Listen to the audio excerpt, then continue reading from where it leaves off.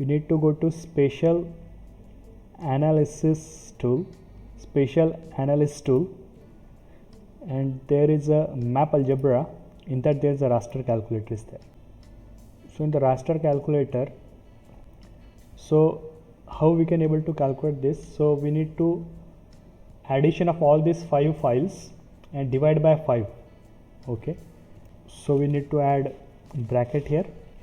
Okay, then 2021 plus 2020 plus then 2019 plus 2018 plus 2017, then bracket close, then divided by, okay, so 5 we need to select 5 years.